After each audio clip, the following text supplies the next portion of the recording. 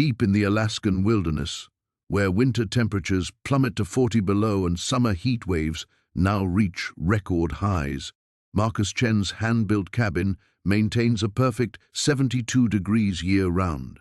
No beryllium electricity, no beryllium gas, no solar panels. While neighboring homesteaders burn through thousands in heating bills or swelter through brutal summers, this 17-year-old shelter stays comfortable with what appears to be nothing more than clever positioning and basic materials. But Marcus isn't just any outdoor enthusiast. The son of a missing geothermal engineer, he inherited more than survival skills when his father vanished 3 years ago. Hidden beneath his floorboards lies his father's final research. Detailed maps of an underground thermal network that could power entire cities without burning a single fossil fuel. When satellite images of his impossibly efficient cabin catch the attention of Apex Energy Corporation, Marcus realizes his simple living experiment has exposed him. The same people who made his father disappear are now coming for him. They'll destroy anyone who threatens their trillion-dollar empire. What ancient secret lies buried beneath the permafrost, and how far will they go to keep it hidden? Before we jump back in, tell us where you're tuning in from, and if this story touches you, make sure you're subscribed because tomorrow I've saved something extra special for you. Marcus pressed his palm against the smooth stone wall beside his bed, feeling the gentle warmth that pulsed through the rock like a slow, steady heartbeat. 3 years of perfecting this system, and it still amazed him how perfectly the cabin maintained its temperature. The secret wasn't in the logs or the insulation, it was in what lay 30 feet beneath his foundation. His father's journals had called it the grid, a network of natural thermal channels that crisscrossed beneath Alaska's surface like underground rivers of heat.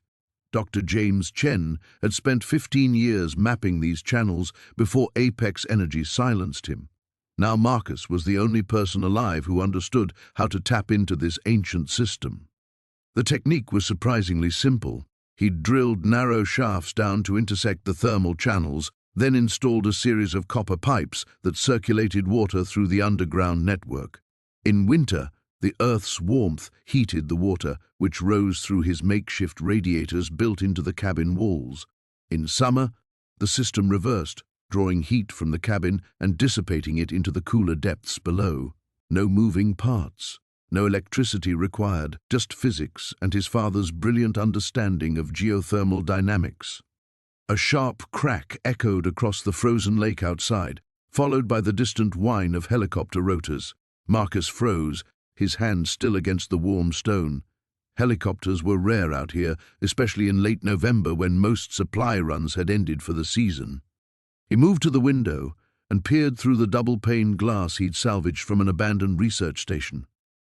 3 black helicopters approached from the south, flying in tight formation, corporate, military precision. His stomach dropped. Marcus grabbed his father's leather satchel from beneath the loose floorboard and stuffed it with the most critical research documents. The complete thermal maps, the drilling specifications, the mathematical models that proved the grid could supply clean energy to millions of people. It all had to be protected. The helicopters circled once before landing in the clearing 50 yards from his cabin. Men in dark tactical gear emerged, their movements coordinated and purposeful. One figure stood apart from the others, a woman in an expensive coat that looked absurdly out of place in the wilderness. Through his father's binoculars, Marcus studied her face. Sharp features, graying hair pulled back severely, cold eyes that seemed to catalogue everything around her.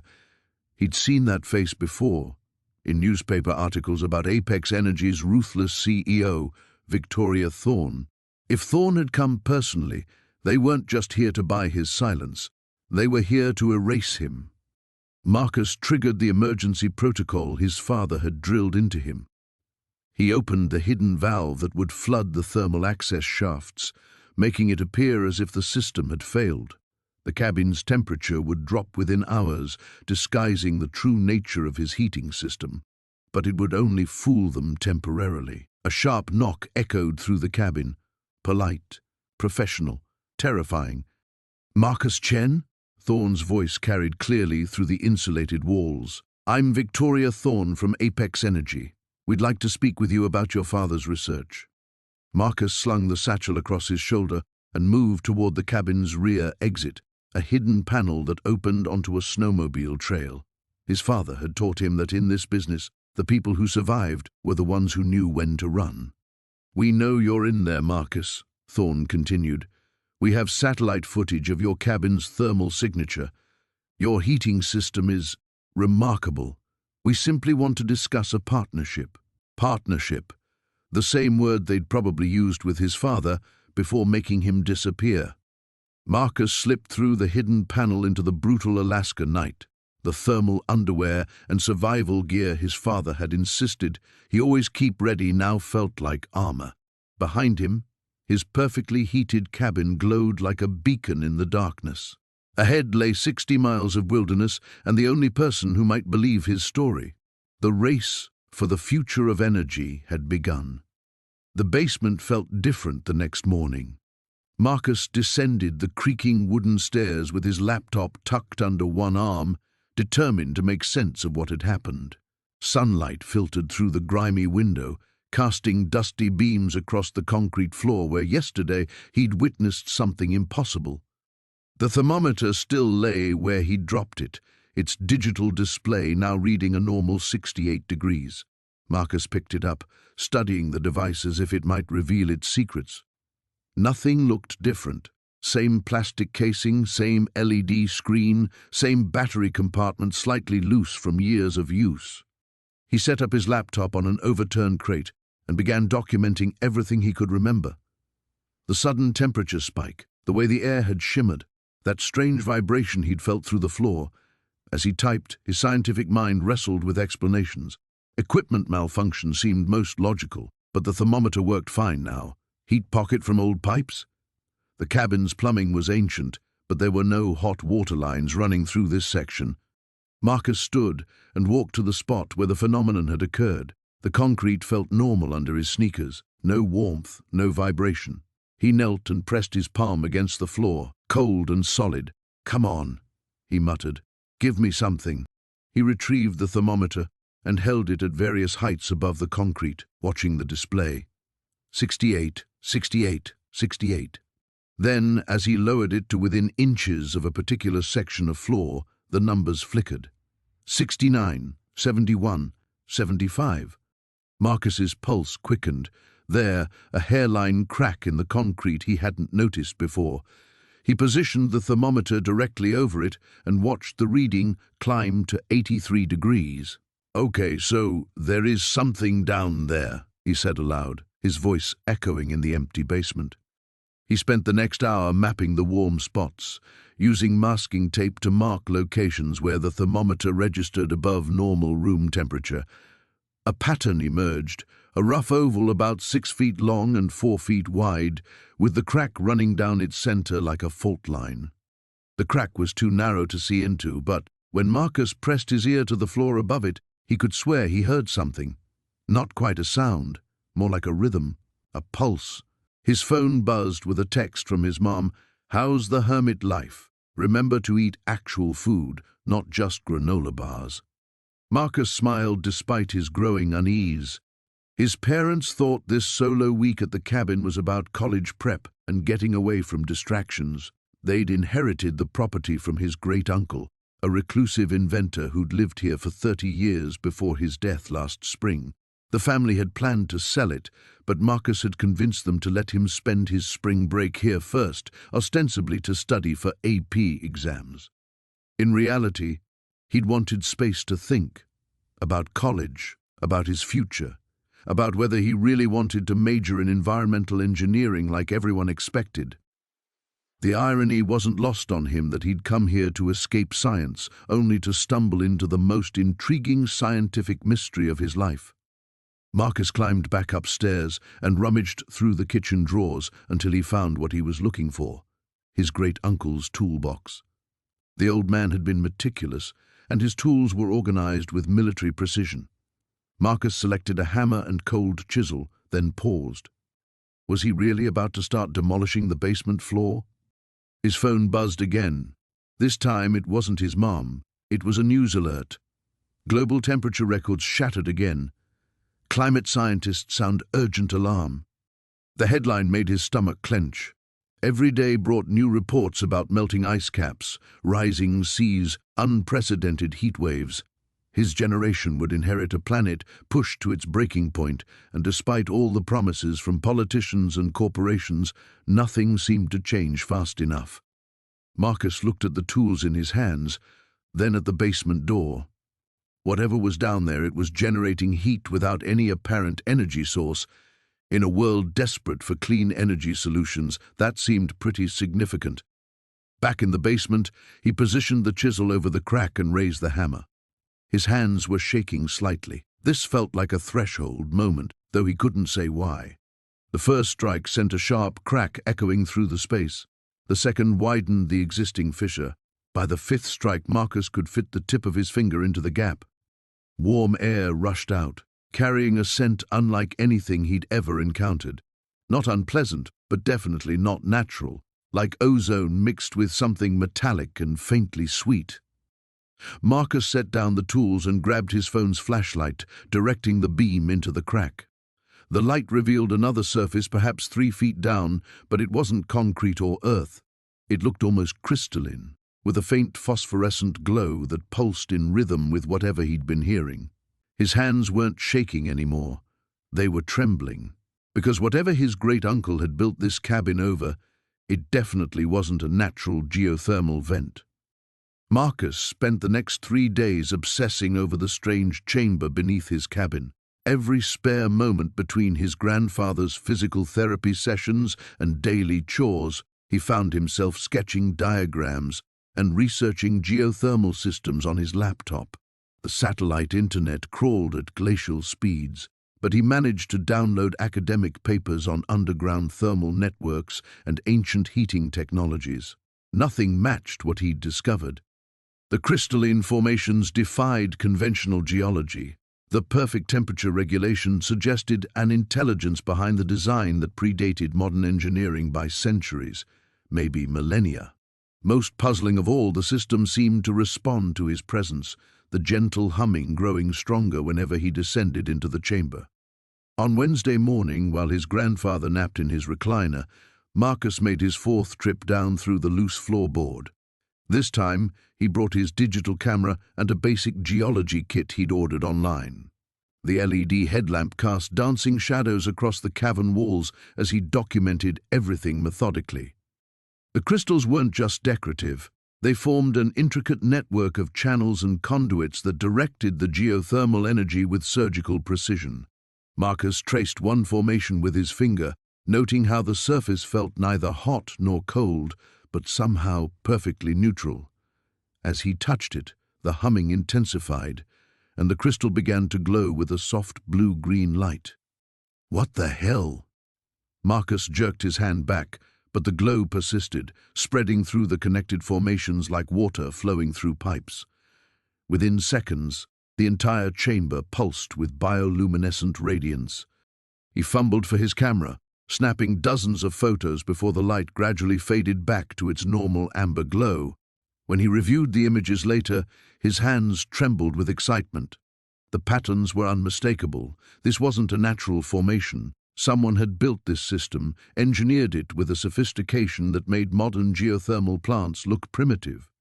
That evening, Marcus video-called his best friend Jake, who was spending junior year at a boarding school in Vermont. Jake's pixelated face appeared on the laptop screen, delayed and choppy through the mountain connection. "Dude, you look like you haven't slept in days," Jake observed. "Mountain life driving you crazy already?"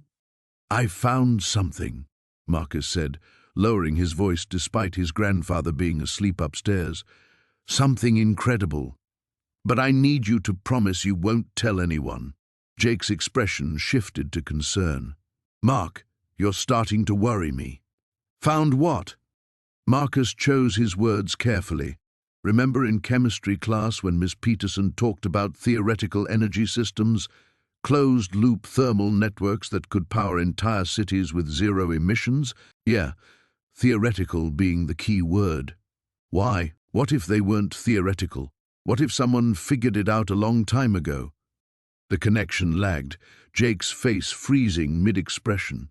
When the video resumed, his friend was leaning closer to the camera. "Marcus, what exactly are you talking about?"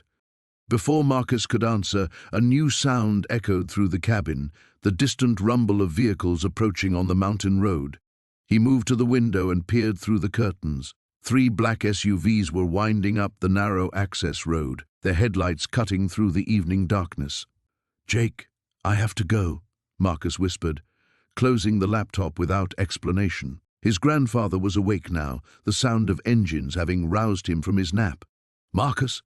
Who's coming up here this late?" "I don't know, Grandpa. Maybe Forest Service." But Marcus's instincts screamed otherwise. The vehicles looked too expensive, too coordinated.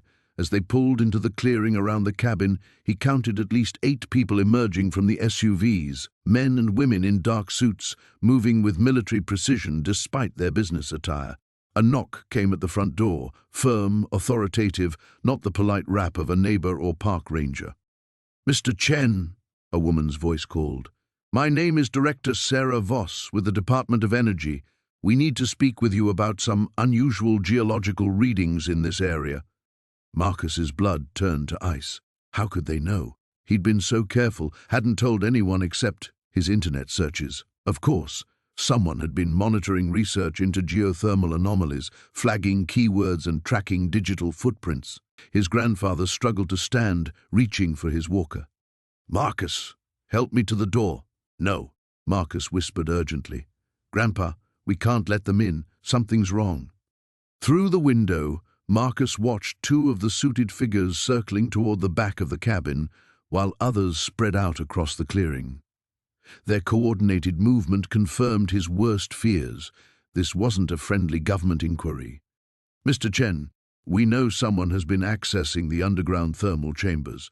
We're prepared to offer substantial compensation for your cooperation, but we need to discuss this matter immediately." Marcus felt the walls closing in. Somehow, impossibly, they knew about the chamber, which meant they'd been watching, waiting, possibly for years. The ancient geothermal system wasn't just his discovery, it was something powerful people desperately wanted to control or destroy. His grandfather looked at him with sudden understanding, decades of military experience reading the tactical situation in an instant.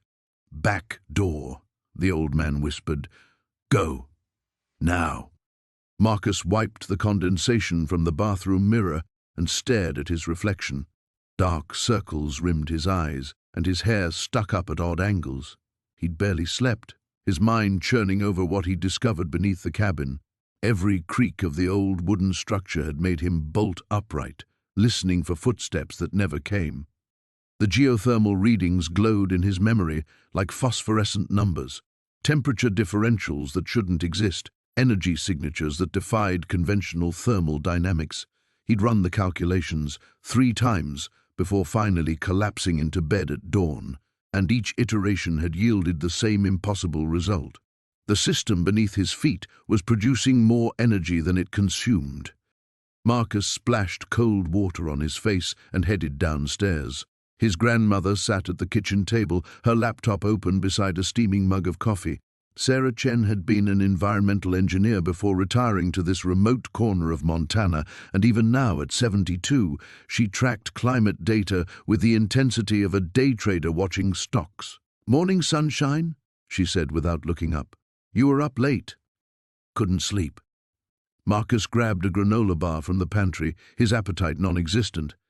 "Grandma, what do you know about geothermal anomalies?" Sarah's fingers paused over the keyboard. Specific question. "What kind of anomalies?" Hypothetically, if someone found readings that showed a geothermal system producing more energy than basic physics should allow, what would that mean? Now his grandmother turned to face him fully. Her dark eyes, still sharp behind wire-rimmed glasses, studied his face. "Hypothetically, I'd say someone made an error in their measurements, or their equipment was malfunctioning." She paused. "Or they'd stumbled onto something that shouldn't exist." Marcus felt his pulse quicken. The third option, if it were real, what could cause it? Sarah closed her laptop with a soft click. "Marcus, show me what you found." 20 minutes later, they stood in the basement while Marcus explained his temperature monitoring project. He pulled up the data on his tablet, watching his grandmother's expression shift from curious to concerned to something approaching alarm.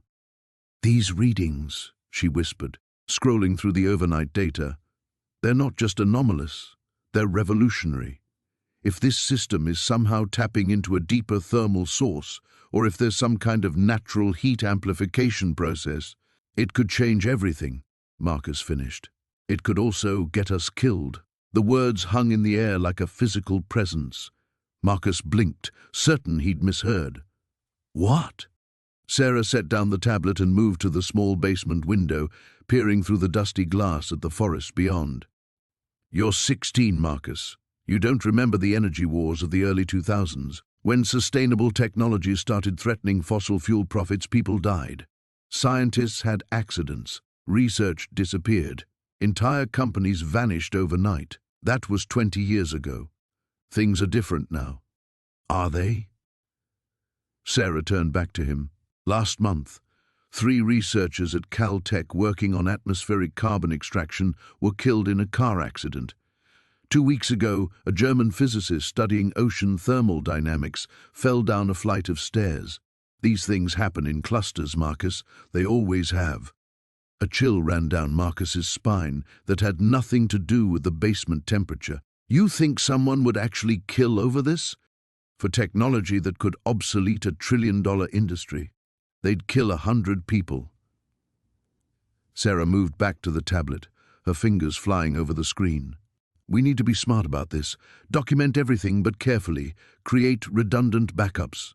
And we need to understand exactly what we're dealing with before we tell anyone else." Marcus nodded, though part of him wanted to argue. This was Montana, not some corporate battlefield.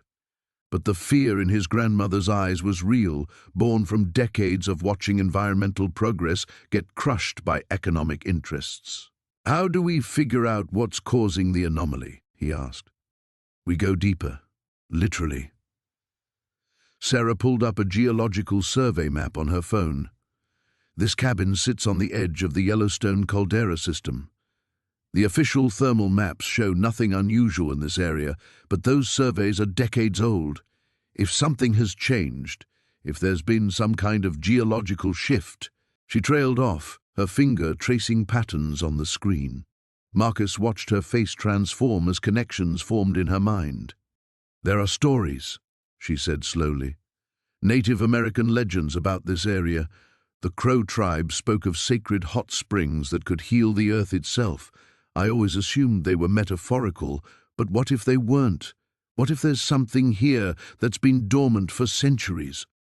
Outside, a vehicle engine rumbled in the distance. Both Marcus and Sarah froze, listening as the sound grew closer. In the remote mountains, unexpected visitors were rare, and after their conversation, they felt anything but welcome. The engine stopped somewhere near the main road. Car doors slammed. Voices carried through the morning air, too distant to understand, but close enough to send Marcus's heart racing. Sarah grabbed his arm. "Hide the equipment. Now." The emergency meeting at Nexus Energy's Seattle headquarters had been called for 3 a.m., but CEO Jonathan Crane looked as sharp as if it were midday. He stood before a wall of monitors displaying satellite imagery, geological surveys, and what appeared to be thermal readings from somewhere in the Montana wilderness. "Gentlemen, we have a situation." Crane's voice carried the weight of someone accustomed to moving mountains or burying them. "Our monitoring stations have detected unprecedented geothermal activity in Sector 7 Alpha, activity that shouldn't exist." Dr. Patricia Voss, Nexus's chief geologist, stepped forward with a tablet in hand. The readings began approximately 18 hours ago. Initial assessment suggested equipment malfunction, but we've confirmed the signatures across multiple detection arrays. Whatever's happening out there is generating clean energy output equivalent to a small nuclear reactor. Marcus would have been terrified to know that his simple experiment with the cabin's heating system had sent ripples through an underground network of sensors placed strategically throughout the region. Nexus Energy hadn't become the world's third-largest fossil fuel corporation by ignoring potential threats to their empire. Options, Crane said simply. We send a team to investigate, suggested Marcus Wright, the company's head of security operations. Despite sharing a name with the boy who'd unknowingly triggered this crisis, this Marcus was Crane's opposite in every way. Corporate, calculating, and utterly ruthless. Small, discreet, fully contained. Crane nodded slowly. Dr. Voss, in your professional opinion, what are we looking at here? Best case scenario? A previously unknown geothermal pocket that we can acquire and exploit through normal channels. Worst case? She paused, clearly reluctant to voice her concerns. We could be looking at breakthrough technology, something that could fundamentally alter the energy landscape. The room fell silent. Everyone present understood the implications. Nexus Energy had spent decades and billions of dollars suppressing renewable energy advances, buying patents to bury them, and ensuring that humanity remained dependent on fossil fuels. A genuine breakthrough in clean energy wasn't just bad for business, it was an existential threat. Sir, Wright interjected, if this is what we think it is, we need to move fast. Every hour we wait increases the risk of discovery by environmental groups, government agencies, or competing corporations. Crane walked to the window overlooking the Seattle skyline, his reflection ghost-like against the pre-dawn darkness. In the distance, oil refineries dotted the landscape like mechanical forests, their flares burning bright against the night. This was his kingdom, built on humanity's insatiable hunger for energy and their willingness to ignore the long-term consequences. Tell me about the location, he said without turning around. Dr. Voss consulted her tablet. Remote cabin owned by David Chen, deceased as of 6 months ago. Property now belongs to his nephew, one Marcus Chen, age 16. The boy's been living there alone since inheriting the property. Alone? Wright's interest was piqued. No family oversight, no regular contact with authorities? According to our research, the kid's something of a hermit. Homeschooled, minimal social media presence, no close neighbors for miles. If something were to happen, she left the implication hanging. Crane turned back to face the room. His expression had shifted from concern to something harder, more predatory. Dr. Voss, what's your assessment of the technology itself? Theoretical maximum potential? If the readings are accurate, and if this represents scalable technology rather than a natural phenomenon, we could be looking at the end of fossil fuel dependency within a generation. Clean, virtually unlimited energy with minimal environmental impact. Her voice grew quieter with each word. It would change everything. Exactly.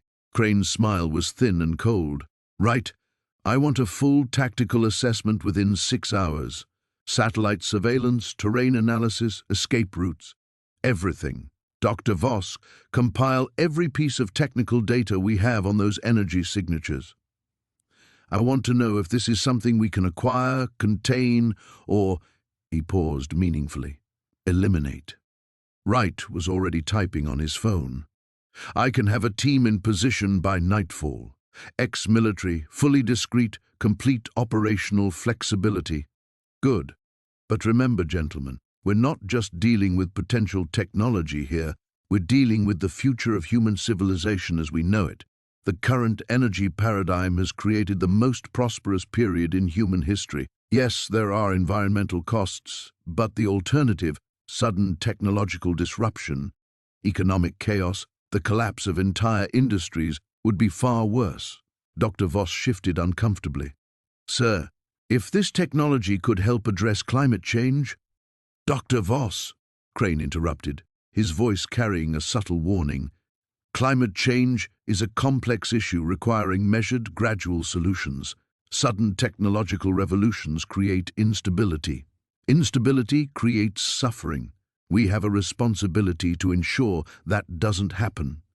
As the meeting dispersed, none of them considered that a 16-year-old boy experimenting with his uncle's heating system might possess something more dangerous than revolutionary technology.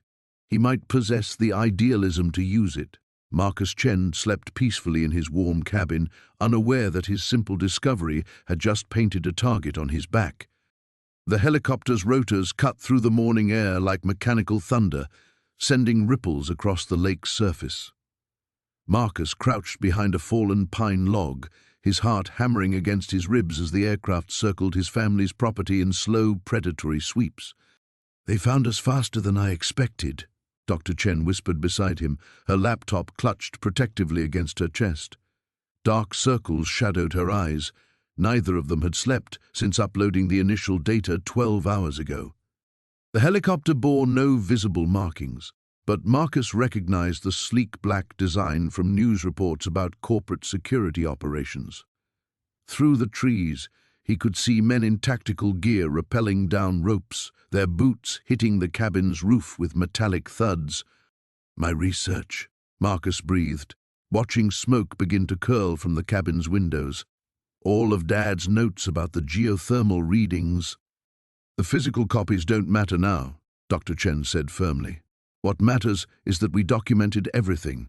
The energy signatures, the temperature differentials, the crystalline formations. It's all uploaded to the distributed network." The acrid smell of burning paper reached them as the men systematically torched the interior. Marcus felt each flame like a personal wound.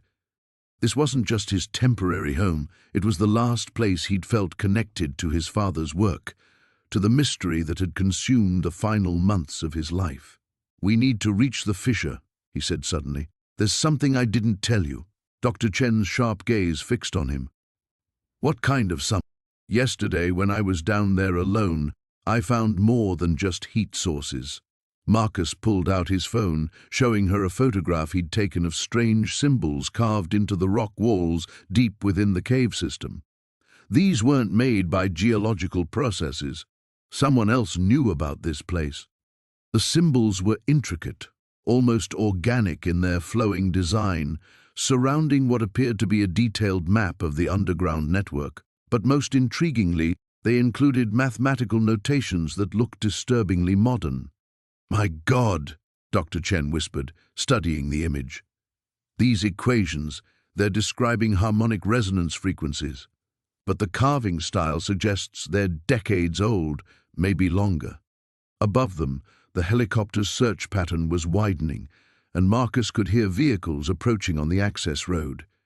The corporate response team was being thorough, which meant they understood exactly what they were dealing with. "There's another way down," Marcus said, making his decision. "A service tunnel my father used for his deeper geological surveys. If we can reach it, we can access the main chamber without using the primary entrance."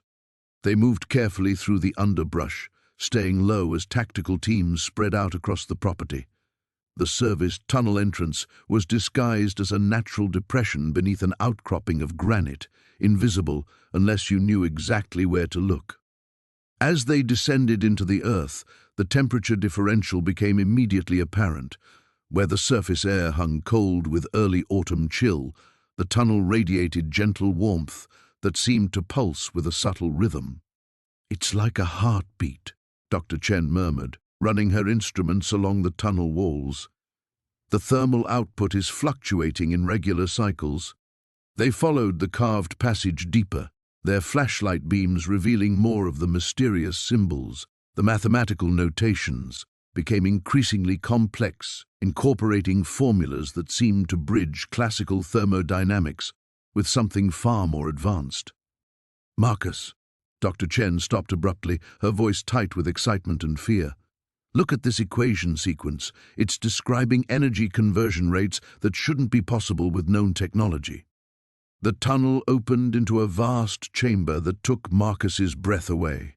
The space was far larger than he'd explored before, with the geothermal fissures extending into a network of natural and artificial channels. But what dominated the chamber was a structure that definitely hadn't been there during his previous visits. Rising from the central pool of heated water was a series of crystalline formations arranged in precise geometric patterns. They pulsed with inner light, responding to the thermal flows with colors that shifted from deep amber to brilliant white. "This is impossible," Dr. Chen whispered. These formations are artificial, but they're integrated with the natural mineral deposits so perfectly that they appear to have grown together over decades. Marcus approached the nearest crystal cluster, feeling heat radiating from its surface in waves that seemed to synchronize with his pulse. As his hand drew near, the light intensified, and the mathematical symbols carved into the surrounding rock began to glow with the same inner illumination. "Someone was here before us," he said quietly. "Someone who understood this system well enough to modify it." The implications crashed over him like cold water. His father's research hadn't been about discovering a new energy source. It had been about rediscovering an old one. The geothermal system wasn't just a natural phenomenon, it was a technology, carefully engineered and waiting for the right person to unlock its secrets. Above them, the sound of drilling equipment echoed through the rock, growing steadily closer. The helicopter's rotors grew louder, cutting through the mountain air like mechanical thunder. Marcus pressed himself against the cold stone wall of the cave entrance, his heart hammering against his ribs. Through the narrow opening, he could see the aircraft circling the clearing where his cabin had stood just hours before. Now only charred timber and twisted metal remained. "They're not just looking," Sarah whispered beside him, her face pale in the dim light filtering through the cave. "They're making sure nothing survived." Marcus clutched the leather journal tighter against his chest. The pages felt warm, almost alive, as if the ancient knowledge within them was responding to his touch. 3 days had passed since he'd first discovered the geothermal system, and already his world had been turned upside down. The men who'd burned his cabin weren't random arsonists. They'd come looking for something specific. "We need to go deeper," Marcus said, turning toward the tunnel that led into the mountain's heart. "My grandfather's notes mention a central chamber. If we're going to understand what we're dealing with, that's where we'll find answers." Sarah hesitated, glancing back at the entrance. "What if they find this cave? What if they follow us in?" "Then we better hope Grandpa Joe's map is accurate." Marcus pulled out his phone's flashlight, the beam cutting through the darkness ahead. "Because right now, this is the only place they can't track us with satellites." They moved deeper into the tunnel, their footsteps echoing off the smooth walls. The air grew warmer with each step, and Marcus noticed something strange. The walls weren't rough stone, but seemed almost polished, as if shaped by intelligent hands rather than natural erosion. "Marcus," Sarah breathed, stopping suddenly, "look at this." Her fingers traced symbols carved into the wall, geometric patterns that seemed to pulse with their own inner light. The markings were similar to those in his grandfather's journal, but these were older, more elaborate. As Marcus studied them, he felt a familiar tingling sensation, the same one he'd experienced when first touching the crystal formations. "It's a map," he realized, his voice echoing in the narrow space. "These symbols, they're showing the layout of the entire system." The carved diagram revealed a vast network of tunnels and chambers spreading throughout the mountain like a three-dimensional web. At the center, a large circular space was marked with symbols that seemed to indicate immense importance. "The heart chamber," Marcus whispered, remembering his grandfather's cryptic notes. He wrote that everything converged there, all the energy lines, all the heat sources. He called it the engine. A distant rumble made them both freeze. The sound wasn't coming from outside, but from deep within the mountain itself, as if something massive was stirring in the depths. "Is that normal for geothermal systems?" Sarah asked, her voice tight with concern. Marcus shook his head. This was beyond anything he'd studied in his environmental science classes. The rumbling had a rhythm to it, almost like breathing, and the carved symbols on the wall seemed to glow brighter in response. They continued forward, following the tunnel as it curved and descended. The temperature climbed steadily, but it wasn't the oppressive heat Marcus had expected. Instead, it felt clean and energizing, like standing in perfect sunlight. After 20 minutes of careful navigation, the tunnel opened into a vast cavern that took their breath away. The space was enormous, easily the size of a football stadium, with a domed ceiling that disappeared into shadow above them. But it was what filled the chamber that made Marcus's legs nearly give out. Crystalline formations rose from the floor like a forest of living light. Each structure pulsed with gentle energy, connected to its neighbors by veins of luminescent material that ran through the stone.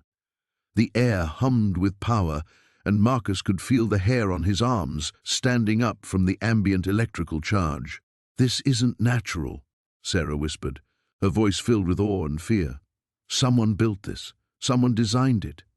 In the center of the chamber stood a platform carved from a single piece of black stone. On its surface, more symbols glowed with steady light, arranged in complex patterns that hurt to look at directly. The platform was clearly meant to be operated, but by whom and for what purpose? Marcus opened his grandfather's journal with trembling hands, flipping to the final entries. The old man's handwriting was shaky here, urgent, as if he'd been racing against time. "The engine is not just a power source," Marcus read aloud. "It's a key. When activated, it will unlock similar systems buried across the globe. The ancestors knew what was coming: climate change, resource depletion, the collapse of natural systems. They prepared a solution, but one that requires courage to implement." Another rumble shook the chamber, stronger this time. Dust fell from the ceiling, and the crystal formations pulsed brighter in response. "Marcus," Sarah grabbed his arm, "we need to get out of here."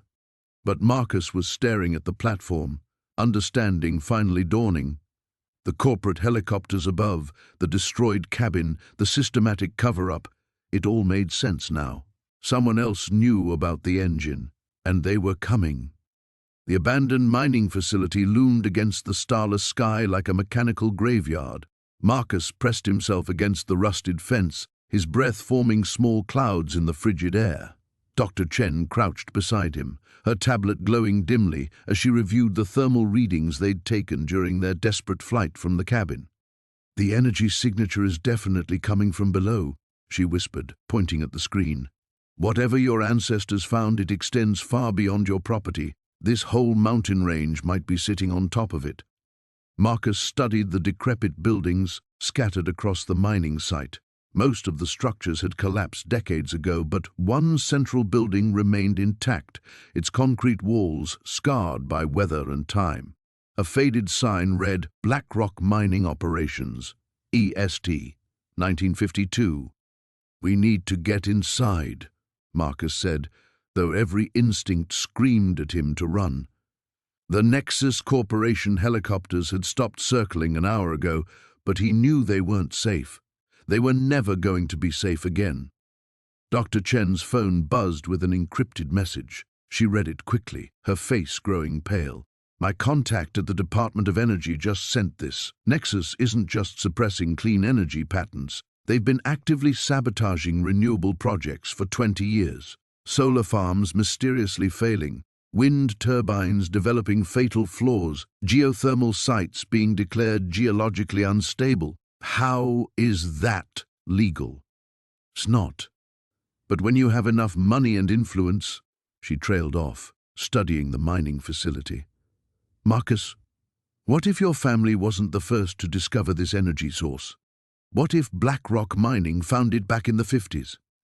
The possibility hit Marcus like a physical blow. His great-grandfather's journal had mentioned the mining company, describing how they'd suddenly abandoned their operations despite striking a promising vein. The family had always assumed the mine had simply run dry, but now they found it and someone made them bury it, Marcus said, understanding flooding through him. "Just like they're trying to do to us."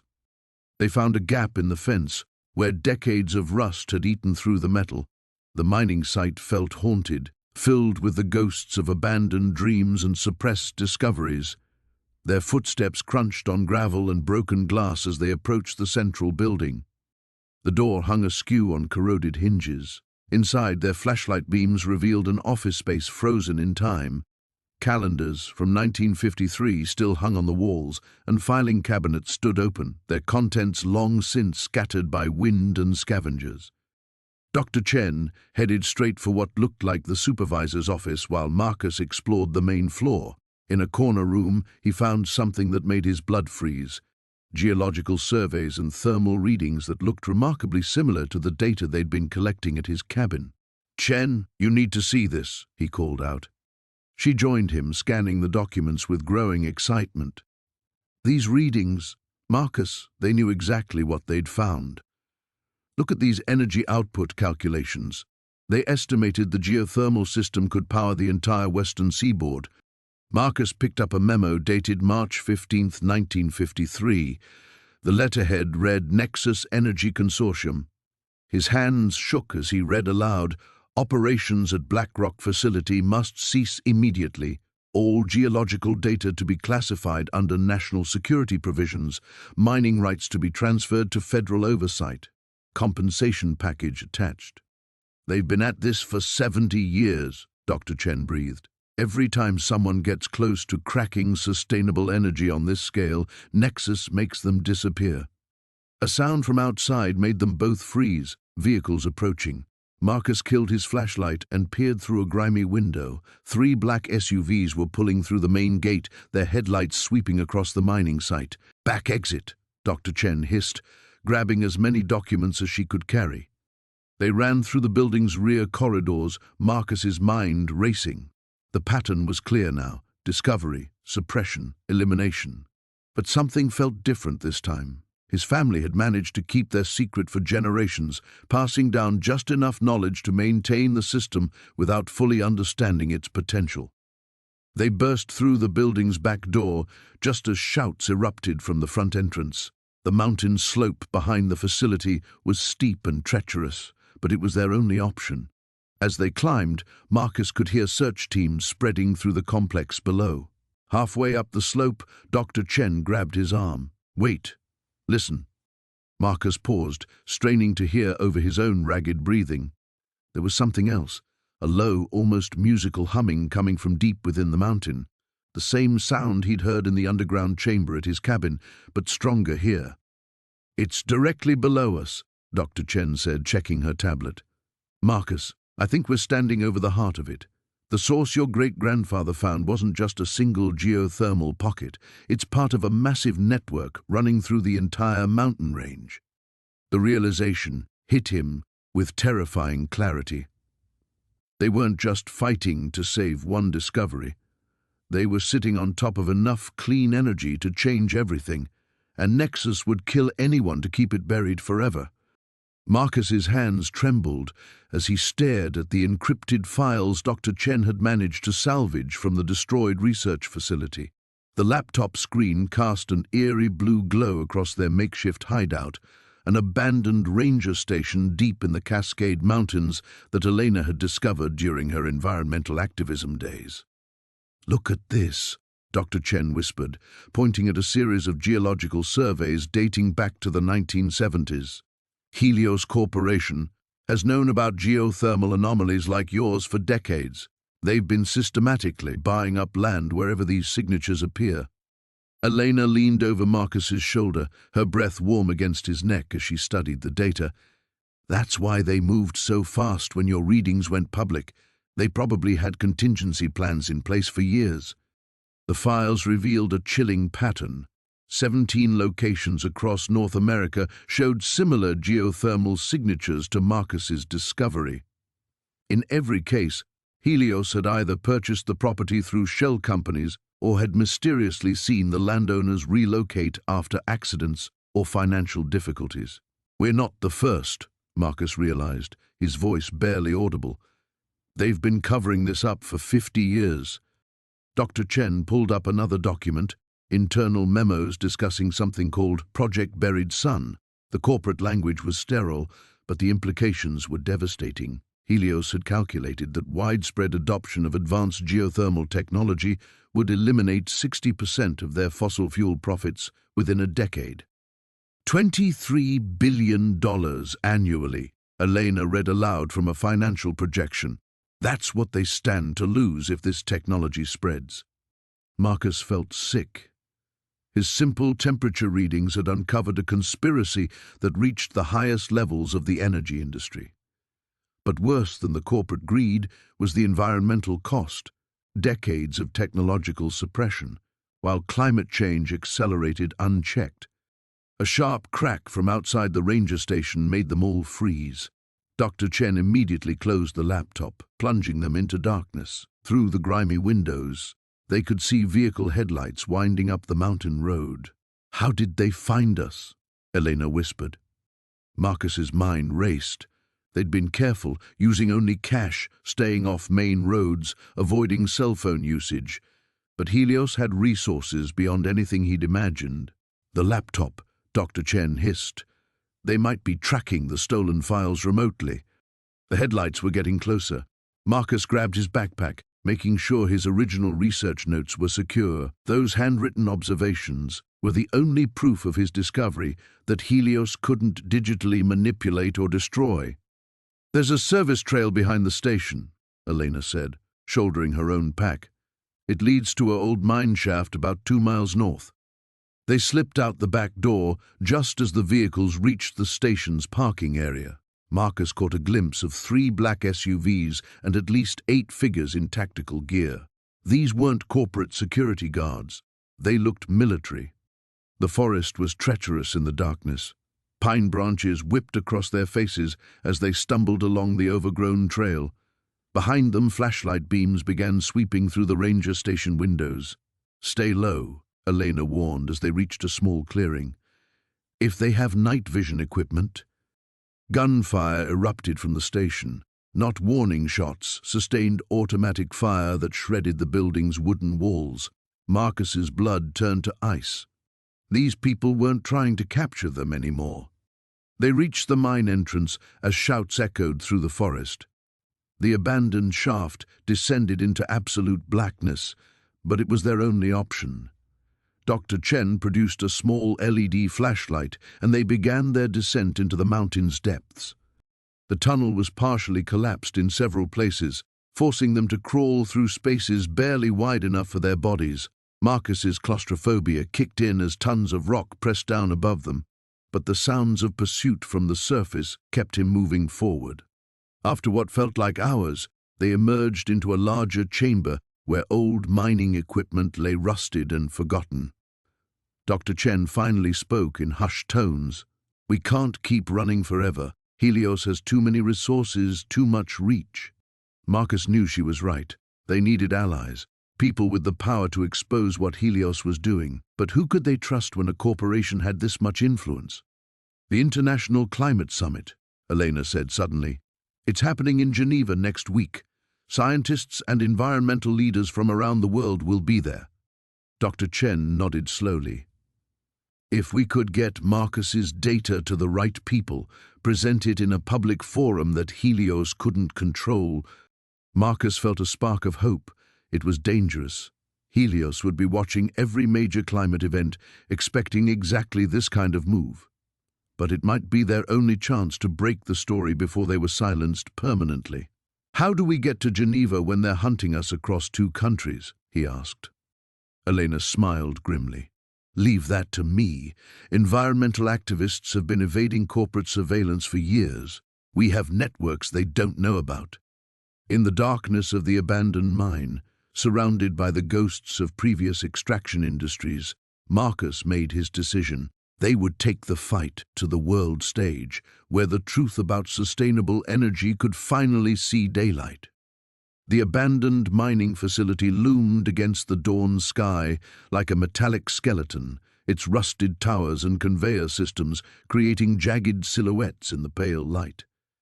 Marcus pressed himself against the cold metal of an overturned rail car, watching 2 armed guards patrol the perimeter with mechanical precision. "There," Dr. Chen whispered, pointing toward a concrete structure near the facility's center. "That's the main processing plant. If Nexus is using this place as a base, their equipment will be in there." Marcus studied the building through his father's old binoculars.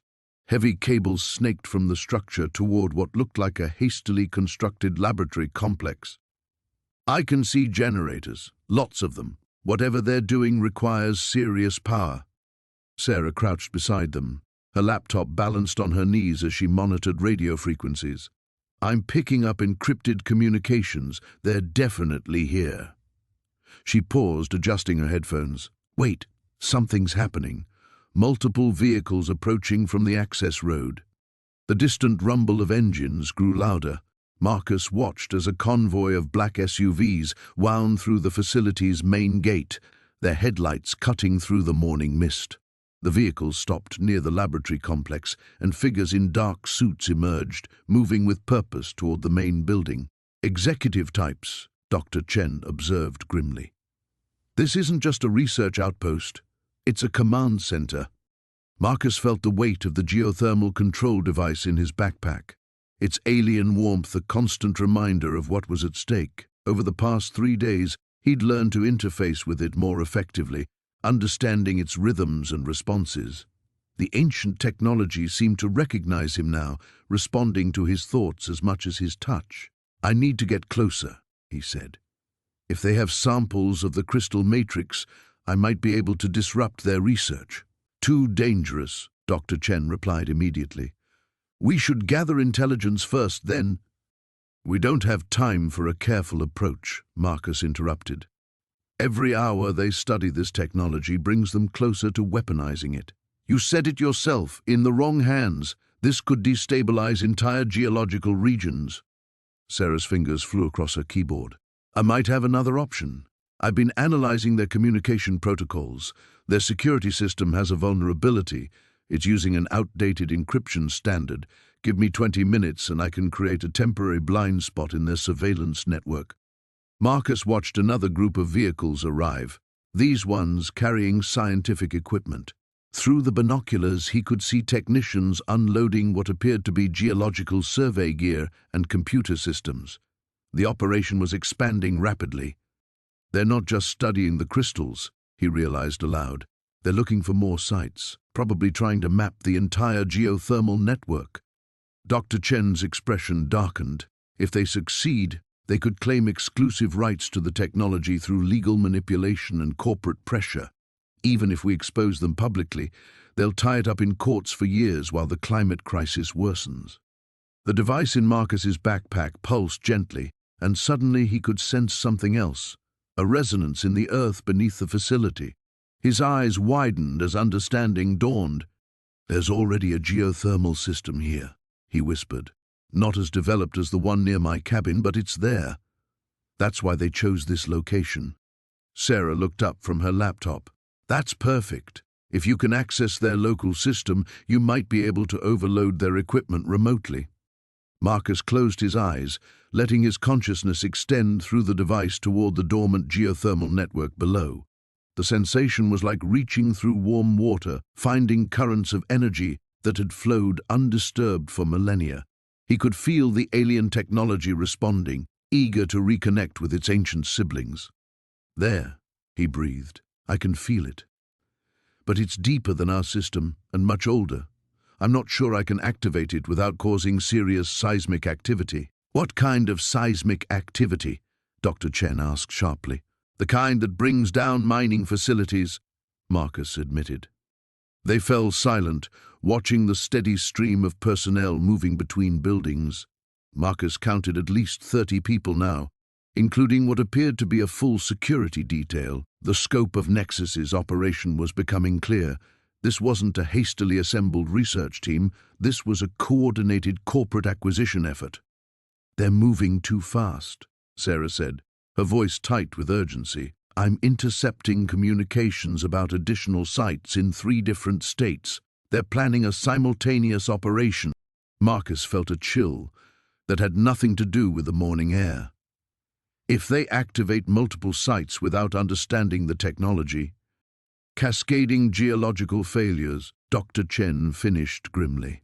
The kind that could trigger earthquakes across fault lines that have been stable for centuries. The weight of responsibility settled on Marcus's shoulders like a physical force. Somewhere in that facility, corporate executives were making decisions that could reshape the planet's geological stability. The technology that should have been humanity's salvation was being twisted into something potentially catastrophic. He shouldered his backpack and checked his watch. "Sarah, how long do you need for that surveillance hack?" 15 minutes, maybe 10 if I push it," Marcus nodded grimly. "Then we go in fast and hard. This ends today." The abandoned mining facility loomed against the dawn sky like a skeletal monument to humanity's hunger for resources. Marcus pressed himself against the rusted fence, his breath forming small clouds in the cold mountain air.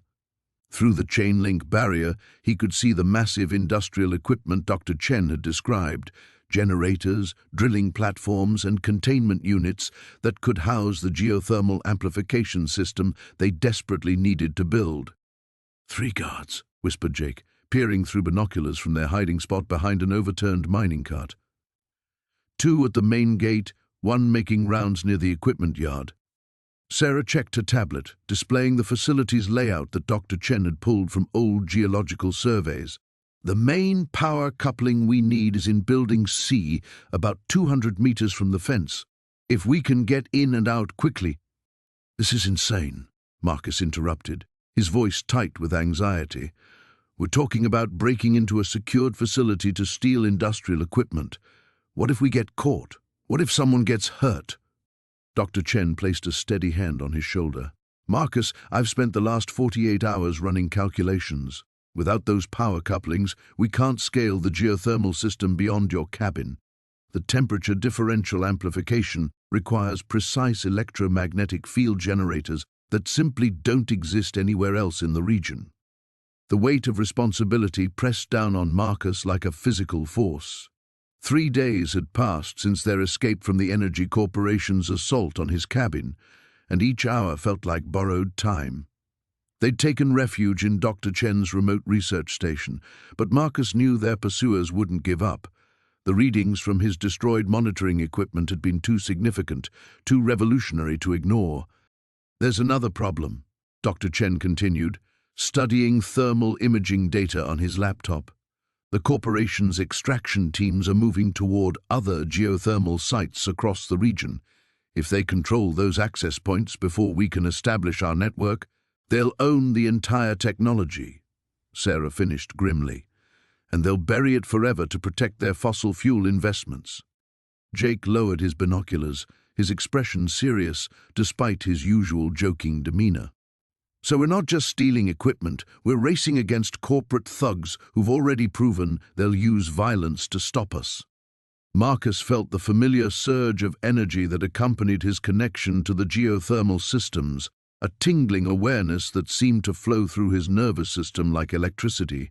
Over the past weeks, this sensation had grown stronger, more precise. He could sense thermal variations in the ground beneath his feet, could almost feel the vast network of underground heat sources that stretched across the mountain range like a hidden circulatory system.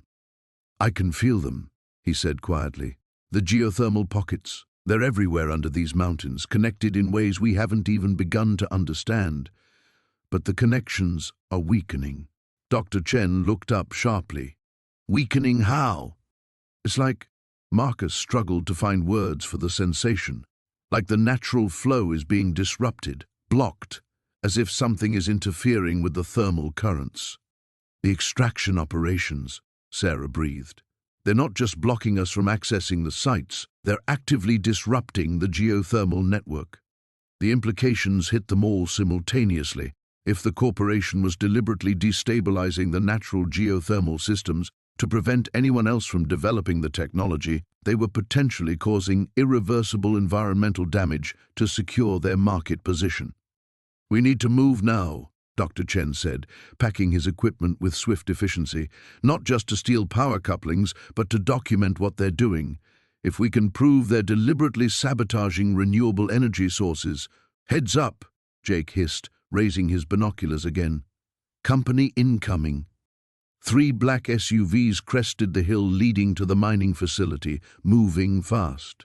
Even from a distance, Marcus recognized the aggressive driving pattern of corporate security teams. His heart hammered as he watched the vehicles disappear behind the facility's main buildings.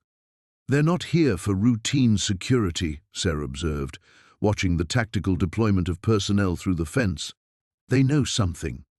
Marcus closed his eyes, extending his awareness toward the geothermal network beneath the facility. The sensation was immediate and alarming.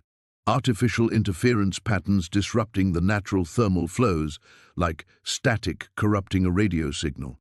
But beneath the interference, he sensed something else, vast, untapped potential, geothermal energy sources far more powerful than anything he discovered near his cabin. "They're here to shut down something big," he said, opening his eyes with newfound determination. "There's a massive geothermal pocket directly under this facility, maybe 10 times more powerful than my cabin system. If they destroy it—" He didn't need to finish the sentence. They all understood that they weren't just racing to build their own sustainable energy network anymore. They were racing to prevent the deliberate destruction of humanity's best hope for surviving climate catastrophe. Dr. Chen shouldered his pack, his scholarly demeanor replaced by grim resolve.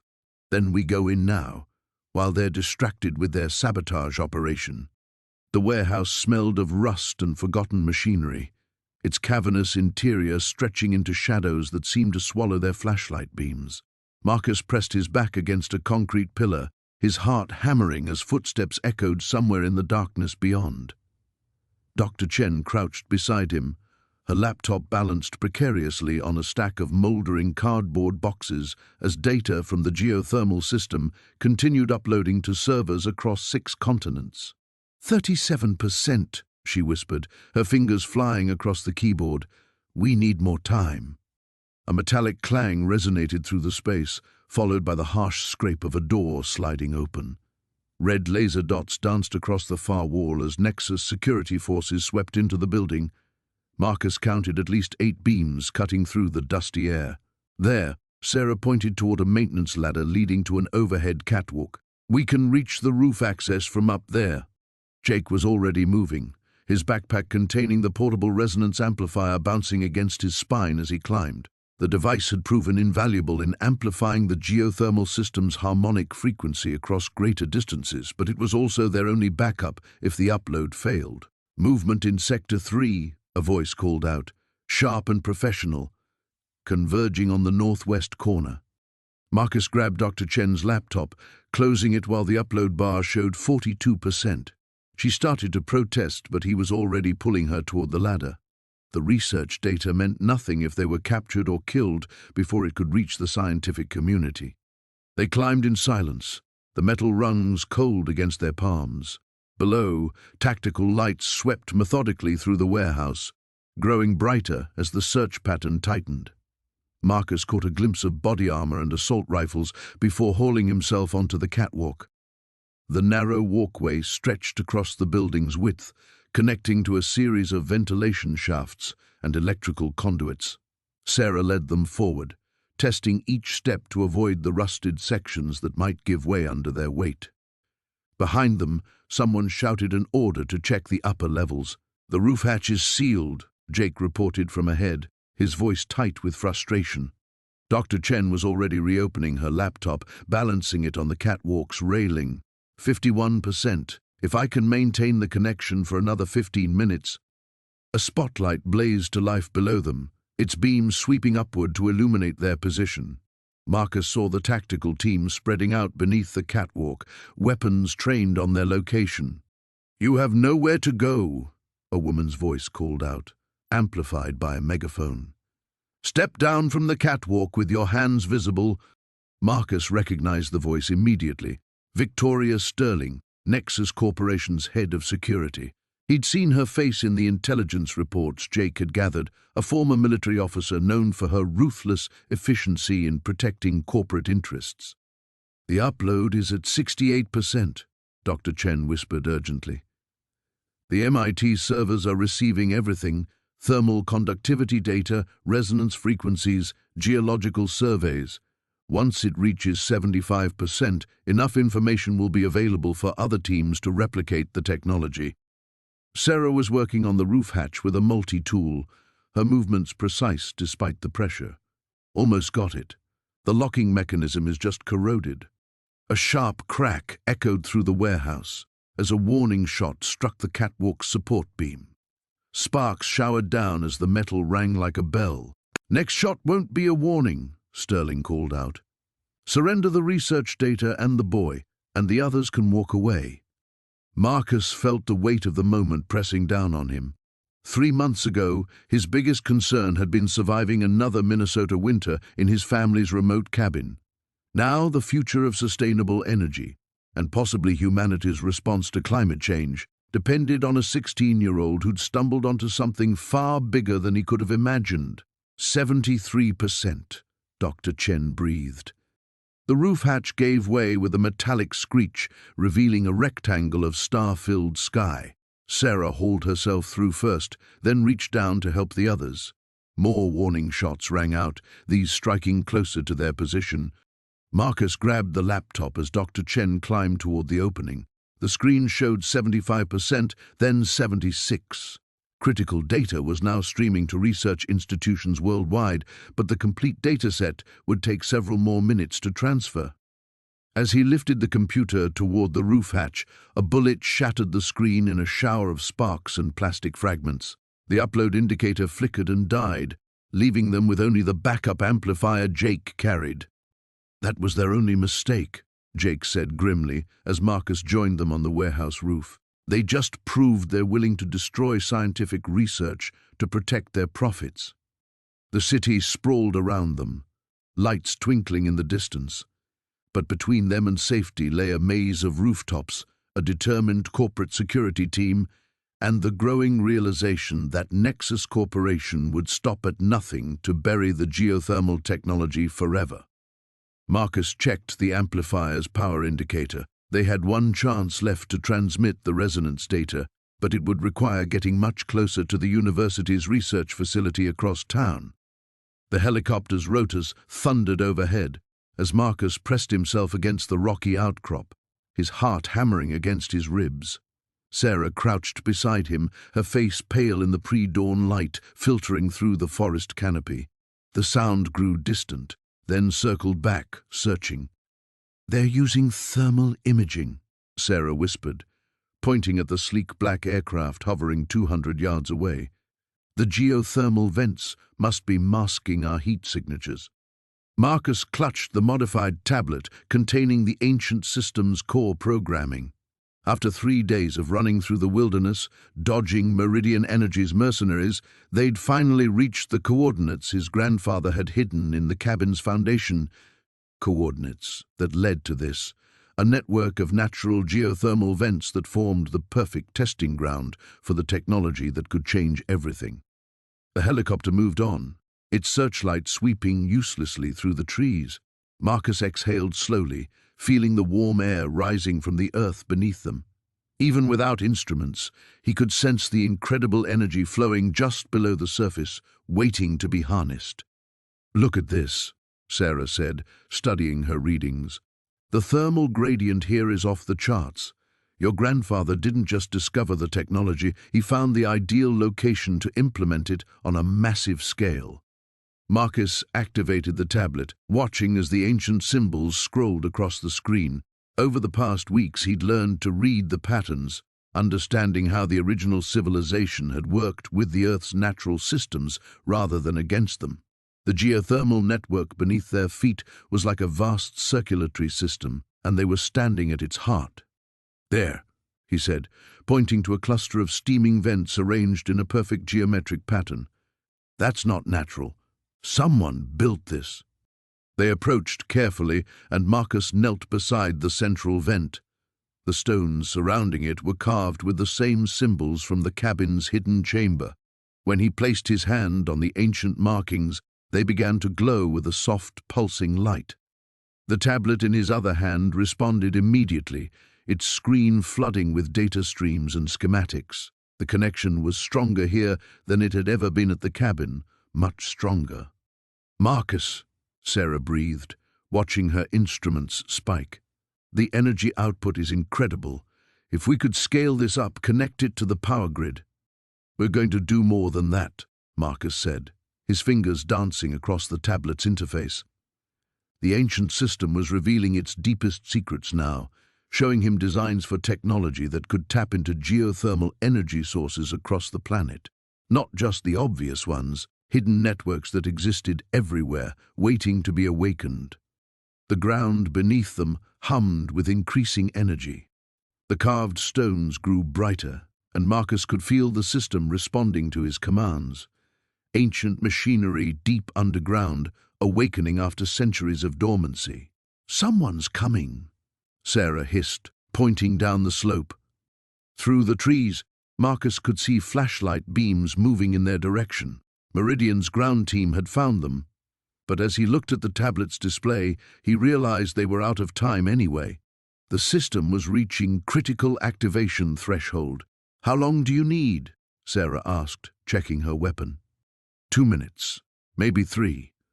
Marcus's fingers flew across the interface, uploading the final activation sequences.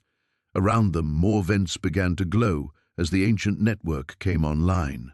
Sarah took position behind a fallen log, her rifle trained on the approaching lights. "Make it 2. The first gunshots rang out as the mercenaries spotted their position. Sarah returned fire, forcing them to take cover, but Marcus could see more flashlights spreading out through the forest. They were surrounded. 60 seconds, he called out, sweat beading on his forehead despite the cool morning air. The tablet was hot in his hands now, its processors working overtime to interface with technology thousands of years old. A bullet whined off the rocks near his head. More shouts echoed through the trees as the mercenaries closed in. The tablet's screen flashed, upload at 90%. "Marcus!"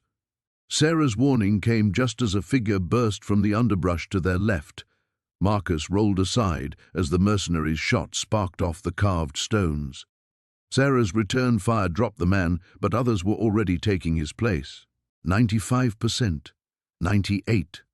The carved stones erupted in brilliant light as the upload completed. Deep underground, machinery that predated recorded history roared to life. The entire mountainside began to vibrate as geothermal energy surged through channels carved in bedrock. Marcus grabbed Sarah's hand and pulled her toward a narrow crevice between two boulders just as the entire vent system activated. Superheated steam erupted from dozens of openings, filling the forest with a scalding fog that sent the mercenaries screaming in retreat. Through the chaos, Marcus clutched the tablet and smiled grimly. The upload was complete. The ancient network was online, and somewhere far below, in cities around the world, dormant geothermal systems were beginning to stir. Phase 1 was finished. Now came the hard part. The abandoned mining facility stretched before them like a metallic graveyard, its rusted infrastructure silhouetted against the dawn sky. Marcus crouched behind a collapsed ventilation shaft, his breath forming small clouds in the frigid air. The geothermal resonance device, now compact enough to fit in his backpack thanks to Dr. Chen's modifications, hummed softly against his spine. 2 guards at the main entrance, Elena whispered, lowering her binoculars. Another patrol walking the perimeter every 15 minutes.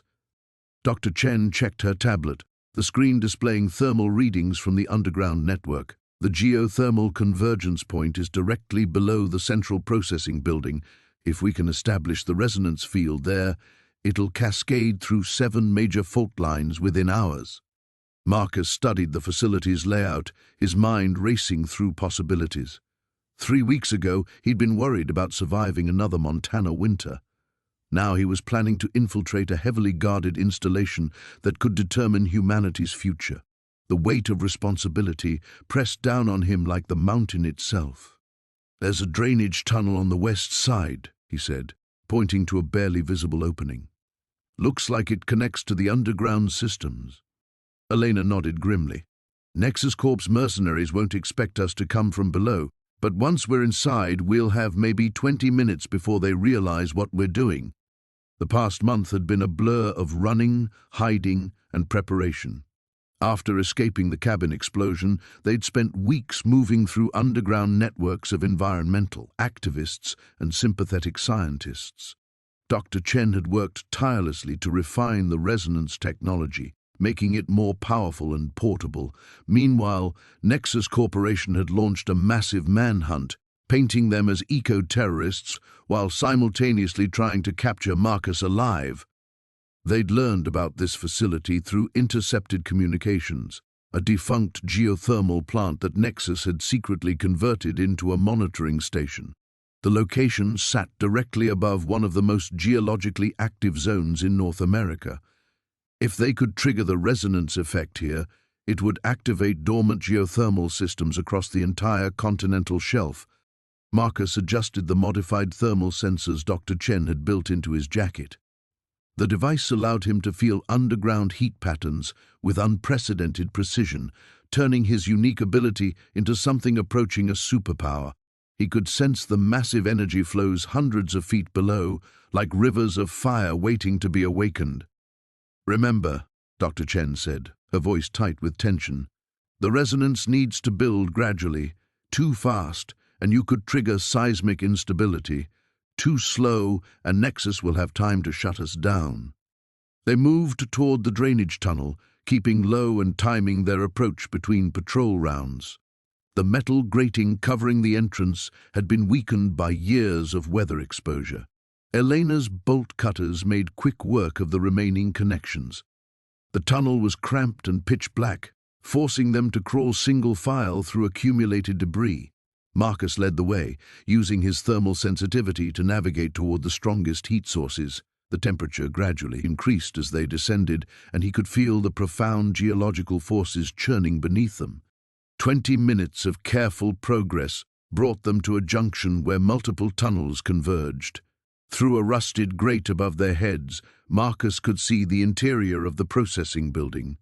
Banks of monitoring equipment lined the walls, their screens displaying seismic data from around the globe. "They're tracking every major geothermal system on Earth," Dr. Chen breathed, staring at the displays. "Nexus knows exactly how much energy they're suppressing." Marcus felt a surge of anger.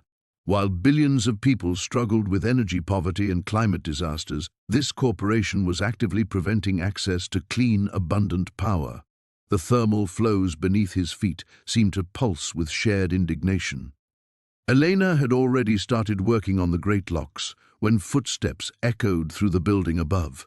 They froze, listening to muffled voices discussing patrol schedules and security protocols.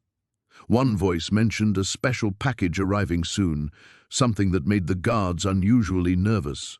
"We need to move now," Elena whispered urgently. They emerged into the processing building's main chamber, where the concentrated monitoring equipment created a maze of cables and humming machinery. Marcus immediately felt the overwhelming presence of the geothermal convergence point directly below, a massive intersection of thermal channels that could power entire cities if properly activated. He began unpacking the resonance device, while Dr. Chen connected her control systems to the building's power grid. Elena took position by the entrance, her modified electromagnetic pulse weapon ready to disable any security systems. "Marcus," Dr. Chen called softly, "the thermal mapping shows something unusual. There's an artificial dampening field active down there. Nexus has been actively suppressing the natural geothermal activity." He closed his eyes and extended his senses downward, feeling for the subtle temperature variations that had become his specialty. She was right. Something was interfering with the natural thermal flows, creating artificial cool zones that prevented the system from reaching its full potential.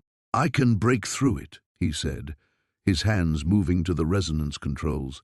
"But once I start, there's no going back." Outside, the sound of approaching vehicles filled the morning air.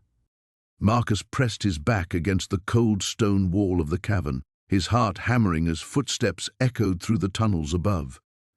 The emergency lighting cast eerie shadows across the geothermal chamber, where Dr. Chen frantically worked to stabilize the crystal array that had begun resonating at dangerous frequencies. "How long do we have?" Marcus whispered, watching the temperature readings on his modified device spike beyond anything they'd recorded before. "The harmonic cascade is accelerating," Chen replied, sweat beading on her forehead despite the cool air. "If I can't recalibrate the frequency modulators in the next 10 minutes, the entire network will overload. The energy release could trigger seismic activity across 3 states." Above them, the Axiom Corporation's mercenaries had breached the outer defenses of the research facility. Marcus could hear their tactical communications crackling through the radio Sarah had salvaged before they'd retreated into the underground complex. The irony wasn't lost on him. They were hiding in the very discovery that had started this nightmare. "Marcus, look at this." Sarah's voice was tight with urgency as she hunched over her laptop, the screen illuminating her face in blue light. "I've been monitoring global energy grids while Chen works. The resonance isn't just affecting our local network anymore, it's propagating through natural geothermal systems worldwide. The implications hit him like a physical blow. Every hot spring, every volcanic vent, every geothermal field on Earth was connected through the planet's molten core. What they'd awakened here could either provide unlimited clean energy for humanity or tear the planet apart." "There," Chen said, her voice filled with relief as the crystal array's chaotic pulsing settled into a steady rhythm. "I've managed to contain the cascade, but this is only temporary. The system is still building toward critical resonance. We need to either shut it down completely or find a way to channel the energy safely." "Shutting it down isn't an option," Marcus said firmly. "Not with climate change accelerating and fossil fuel companies like Axiom willing to murder people to protect their profits. This technology represents humanity's future." The sound of explosives echoed through the tunnels, closer now. Axiom's team was blasting their way through the sealed passages Marcus and his grandfather had used to hide the entrance to the main chamber. "They'll be here in minutes," Sarah said, packing her equipment with practiced efficiency. "We need an exit strategy." Marcus stared at the crystalline formations that had grown throughout the chamber over the past weeks, their surfaces now glowing with an inner fire that seemed almost alive. His grandfather's journal had hinted at deeper mysteries, ancient civilizations that had harnessed this same power before disappearing without a trace. Perhaps they hadn't disappeared at all. Perhaps they'd transcended. "There's another way," he said slowly, an idea forming that terrified and exhilarated him in equal measure. "What if we don't try to contain the energy or shut it down? What if we let it reach full resonance and broadcast the frequency globally?" Chen's eyes widened. "That's insane. The energy release could activate every geothermal system on Earth simultaneously," Marcus finished, "making the technology impossible to suppress or control. Even if Axiom kills us here, the knowledge would be out there, accessible to anyone with the right equipment to detect and harness it." Another explosion, and this time dust rained from the ceiling. They were running out of time. "The risk is enormous," Chen warned. "If the global resonance destabilizes existing volcanic systems, the risk of doing nothing is greater," Marcus interrupted. "How many more people die from climate disasters while corporations suppress solutions? How many more years do we have before the damage becomes irreversible?" Sarah looked up from her laptop. "I've isolated the transmission protocols in your grandfather's files. If we're going to do this, I can piggyback the resonance frequency onto global communication networks. Every smartphone, every satellite, every radio antenna on Earth would become a receiver. The information would spread faster than any corporation could contain it." The sound of tactical gear and hushed voices filtered down from the tunnel entrance. Marcus could see flashlight beams dancing across the far wall. Axiom's mercenaries had found them. "Do it," Marcus said, his voice steady despite the fear coursing through him. "Grandfather always said the Earth has its own intelligence, its own way of healing. Maybe it's time we started listening." Chen's hands flew over the crystal array's control interface while Sarah's fingers danced across her keyboard.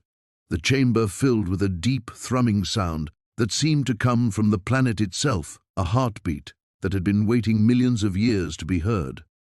The first flashlight beam swept across the chamber entrance just as the resonance reached its peak. Marcus smiled, knowing that whatever happened next, they had given humanity its greatest gift and its greatest challenge. The choice of what to do with unlimited clean energy would belong to everyone.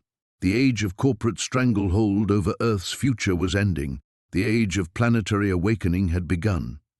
The helicopter's rotors thundered overhead as Marcus pressed his back against the rocky outcropping. Dr. Chen's laptop clutched against his chest like a shield. The geothermal vents around them hissed and bubbled, steam rising in ghostly columns that provided precious cover from the searchlights sweeping the mountainside. "They found us faster than expected," Sarah whispered. her face pale in the amber glow of the thermal pools. Blood seeped through the makeshift bandage on her arm, where shrapnel from the explosion at the cabin had caught her. Marcus checked the laptop's battery, 37% remaining. The upload to Dr. Chen's network of environmental scientists had reached 82% before Nexus Corporation's jamming equipment cut their satellite connection. So close, yet still not enough to ensure the geothermal technology would survive if something happened to them. "There's another transmission array at the old weather station," Dr. Chen said, consulting her damaged GPS unit. 2 miles northeast, higher elevation. The signal might punch through their interference from there. Another helicopter joined the first, their combined searchlights turning night into harsh mechanical day. Through the steam and shadows, Marcus caught glimpses of tactical teams rappelling down ropes, moving with practiced precision through the geothermal field. "They're surrounding us," Sarah observed, peering around a mineral deposit that had crystallized into fantastic shapes over centuries. At least 20 men, maybe more. Marcus felt the weight of everything pressing down on him. Not just their immediate danger, but the knowledge locked in the laptop's hard drives. The ancient thermal regulation system his grandfather had discovered wasn't just about sustainable energy. Dr. Chen's analysis had revealed something far more significant. The technology could actively reverse atmospheric carbon buildup, essentially creating planetary air conditioning on a massive scale. "We split up," he decided, surprising himself with the firmness in his voice. "I'll take the laptop to the weather station. You two create a distraction, draw them away." "Absolutely not," Sarah protested. "You're 16 years old, Marcus. This isn't some video game." "This is exactly why it has to be me," he shot back. "I know these mountains better than anyone. I've been exploring these thermal vents since I could walk, and if Nexus catches us all, humanity loses its only chance." Dr. Chen studied him with those sharp, analytical eyes that had first seen the potential in his temperature readings. "The boy's right. The technology dies with us if we stick together and fail. But Marcus, the upload sequence is complex. You'll need to—" A spotlight blazed across their hiding spot, forcing them deeper into the rocky maze of the thermal field.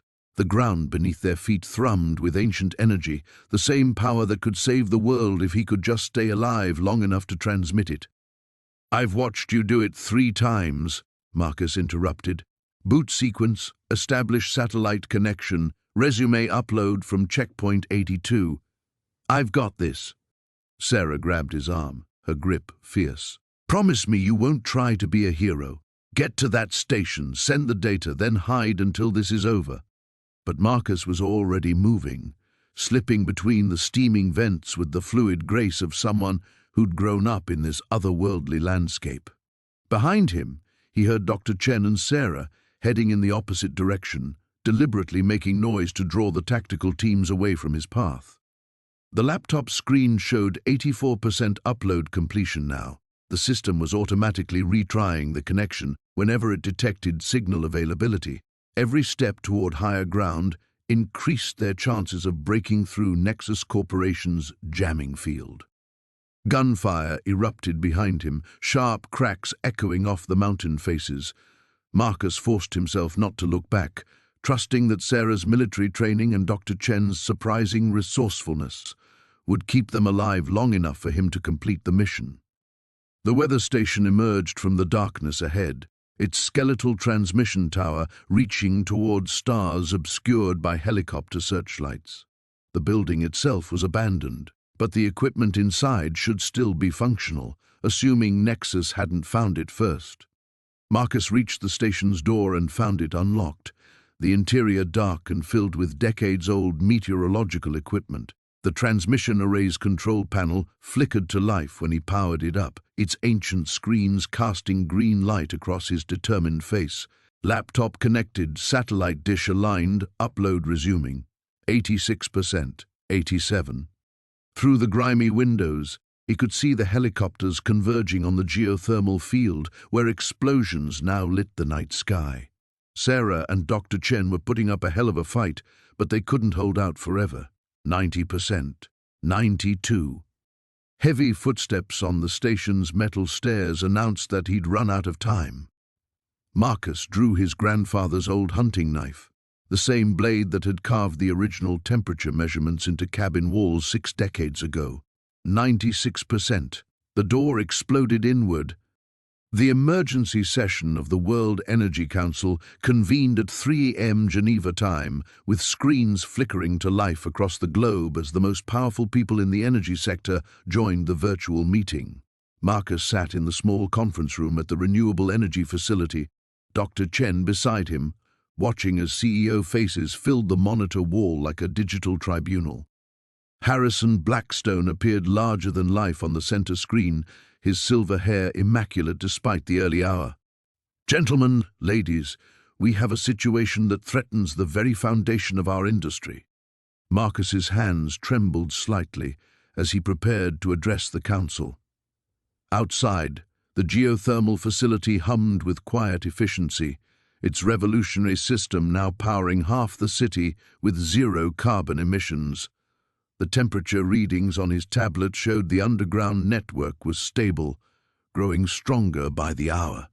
"Mr. Rivera," Blackstone's voice cut through the digital space like ice, "you've caused quite a disruption with your little science project." "It's not a project," Marcus replied, finding his voice stronger than expected. "It's the future. The Earth is telling us how to heal the damage we've done, and we need to listen." A woman with sharp features leaned forward on another screen. "The economic implications alone could destabilize global markets. Oil futures have already dropped 15% since your demonstration went public." Dr. Chen placed a supportive hand on Marcus's shoulder. "The economic implications of climate collapse are far worse than market volatility. We're offering a transition plan that preserves jobs while revolutionizing energy production." Marcus pulled up the holographic display showing the underground network that had spread beneath the facility. The ancient channels glowed with thermal energy, forming patterns that seemed almost alive. The system isn't just sustainable, it's regenerative. Every facility we build actually improves the local ecosystem. Soil temperatures stabilize, groundwater purifies naturally, and carbon gets sequestered in ways we're still discovering. "Impossible," scoffed another CEO from the screen wall. "No energy source is that clean." "Because you've never worked with the Earth instead of against it," Marcus shot back. "This technology was here all along. Indigenous peoples understood these thermal networks thousands of years ago. We just forgot how to listen." The feed flickered as news reports streamed across secondary monitors. Protests had erupted outside Petromac's headquarters in Houston.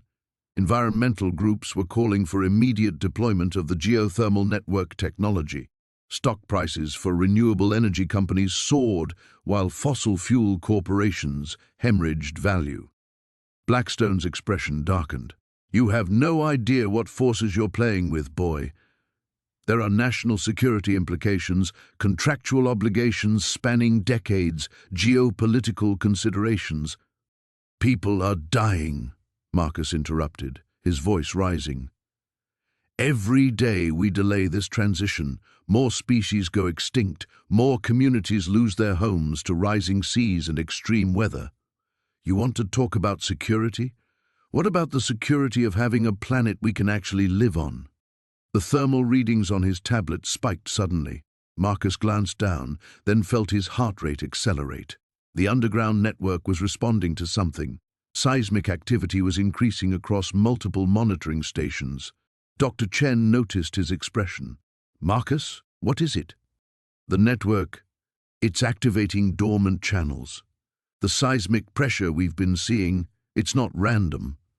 Marcus's fingers flew across the tablet interface. "There are thermal veins waking up across 3 continents. The system is bigger than we thought. Much bigger." On the screens, the energy executives exchanged worried glances. They'd been monitoring the same data feeds. "How much bigger?" Blackstone demanded. Marcus pulled up a global map that made everyone in the room fall silent. Thermal signatures were lighting up like Christmas lights across tectonic boundaries, ancient geothermal systems connecting in ways that defied conventional geology. Continental, Marcus whispered. The entire system is continental, maybe global. The implications hit everyone simultaneously. This wasn't just about replacing power plants or reducing emissions. This was about accessing an energy source that could dwarf all current production combined, cleanly, sustainably, and without any of the environmental destruction that had defined human energy consumption for centuries. If these networks are truly connected, Dr. Chen said, her voice filled with awe, we could provide clean energy for the entire planet within 5 years. Or trigger seismic events that kill millions, Blackstone countered. This is exactly why this technology needs to be controlled, studied for decades before. Alarms began blaring throughout the facility. Marcus's tablet screen flashed red as emergency notifications flooded in from monitoring stations worldwide. Something massive was happening beneath the Earth's surface, and their small facility had somehow become the epicenter. We don't have decades, Marcus said, watching the data streams with growing urgency. The planet is making that choice for us. Through the facility windows, he could see vehicles approaching fast through the darkness, their headlights cutting through the night like searchlights hunting prey. The morning sun cast long shadows across the valley as Marcus stood before the assembled crowd of reporters, scientists, and government officials. His hands trembled slightly as he adjusted the microphone, but his voice remained steady. Behind him, the ancient geothermal vents released their gentle steam into the crisp air, a testament to the power that had nearly cost him everything. 3 weeks ago, I thought I'd discovered something that belonged to me, Marcus began, his eyes finding his father in the crowd. Today, I understand it belongs to all of us. Dr. Chen stepped forward, her tablet displaying the preliminary data from their expanded research. The thermal regulation system Marcus uncovered isn't just sustainable energy, it's a complete paradigm shift. We're looking at technology that could power entire cities while actually cooling the planet's core temperature fluctuations. A reporter raised her hand. What about Helix Industries? Their CEO was arrested yesterday, but the company still claims ownership of the mineral rights. Marcus felt a surge of the old anger, but it quickly faded into something more powerful: determination.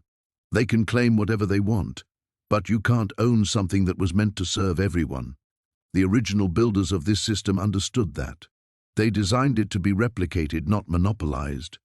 Agent Rodriguez moved through the crowd, her expression more relaxed than Marcus had ever seen it.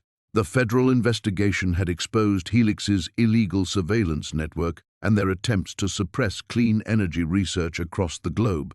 More importantly, it had revealed the true scope of the underground system, a network spanning 3 continents, all waiting to be awakened. The question isn't whether this technology works, Rodriguez announced to the gathering. We've confirmed that. The question is how fast we can implement it. Sarah emerged from the monitoring station they'd built near the main vent, her laptop showing real-time energy output readings. We're generating enough power for 200 homes, and that's with just 1 node activated. The system is designed to scale exponentially without environmental impact.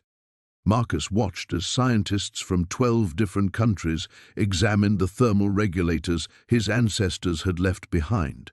Each device was a masterpiece of sustainable engineering, built to last millennia while working in perfect harmony with the Earth's natural systems.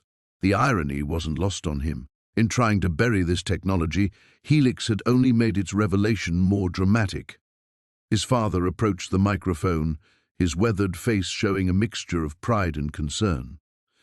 My grandfather told stories about this place, stories I thought were just folklore. He said the old ones built it because they could see the future. They knew we'd need it someday. The crowd murmured as Thomas Marcus Sr. pulled out a worn leather journal. This contains locations, 7 other sites across North America where similar systems were installed. We're not just talking about one solution, we're talking about a network that could change everything. Dr. Chen's eyes widened as she studied the journal. If these locations are accurate, We could have a global clean energy grid operational within 2 years. The thermal regulation alone could offset current carbon emissions by 30%. Marcus felt a weight lifting from his shoulders. For weeks, he'd carried the burden of this discovery alone, wondering if he was strong enough to see it through. Now, surrounded by people who shared his vision of a sustainable future, he realized he'd never been alone at all. Helix Industries spent billions trying to control energy, he said, his voice carrying across the valley. They forgot that the most powerful force on Earth isn't something you can buy or sell. It's the human desire to leave something better for the next generation. As the formal presentation concluded, Marcus found himself standing beside the original thermal vent where this journey had begun. Sarah joined him, her hand finding his as they watched teams of researchers carefully documenting every aspect of the ancient system. "Think your ancestors knew it would happen this way?" she asked. Marcus considered the question, remembering the precise engineering of the thermal regulators, the way they'd been hidden but not buried, waiting for the right moment to emerge. "I think they knew people like Helix would always exist, but they also knew people like us would too." The afternoon light caught the steam rising from the vents, creating rainbows that arced across the valley. In 6 months, construction would begin on the first commercial thermal regulation facility. In a year, the technology would be open source, available to any nation willing to commit to sustainable development. Marcus pulled out his phone and deleted the last of the encrypted files Rodriguez had helped him secure. The technology was no longer a secret worth killing for, it was a gift worth living for. As the crowds began to disperse, planning committees and research partnerships forming organically among the visitors, Marcus felt his grandfather's presence in the warm earth beneath his feet. The old ways and the new had finally found their balance. The future, for the first time in months, looked bright.